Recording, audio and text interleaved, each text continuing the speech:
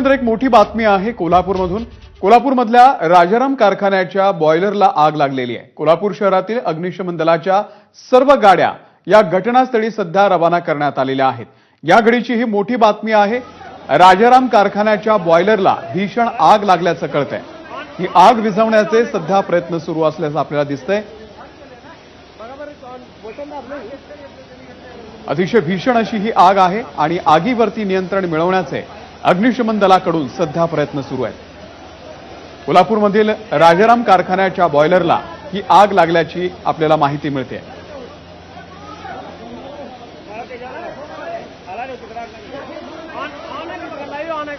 विजय केसरकर यांनी या संदर्भातला आढावा घेतलाय, पाहूयात। कारखान्यामध्ये आग लागलेली आहे आणि आग ही प्रचंड भीषण आग आहे। कोल्हापूर शहरातील सगळ्या अग्निशमन दलाच्या गाड्या आहेत ते या ठिकाणी दाखल झालेल्या आहेत आणि ही आग विझवण्याचा प्रयत्न आहे तो सुरू झालेला आहे। एकूण जर बघितलं तर आपण ही भीषण आग आहे ती म्हणावी लागेल, कारण अचानक ही आग लागली। जे टर्बाईन आहे त्या टर्बाईनला ही आग लागलेली आहे।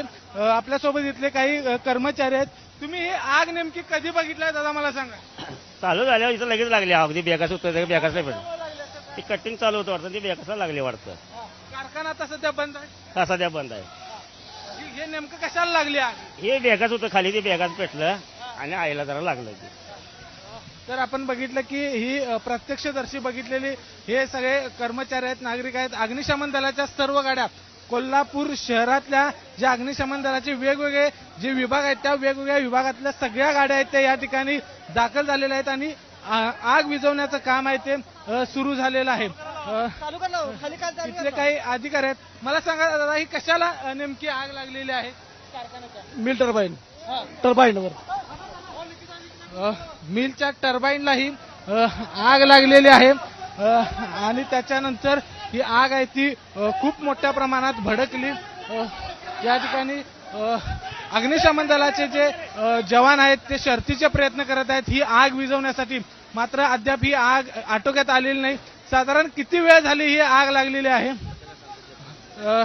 जी माहिती इथं मिळते स्थानिकांच्याकडून जवळपास अर्धा ते पाऊण तास झाले ही आग आहे ती लागलेली आहे आणि ही आग विझवण्याचं काम हे अग्निशमन दलाचे सगळे जवान आहेत ते करताना आपल्याला पाहायला मिळत आहेत। लवकरात लवकर ही आग आटोक्यात येईल असं देखील अग्निशमन दलाच्या अधिकाऱ्यांच्याकडून सांगण्यात येते। कॅमेरामन निलेश शेवाळेसह विजय केसरकर, एबीपी माझा, कोल्हापूर।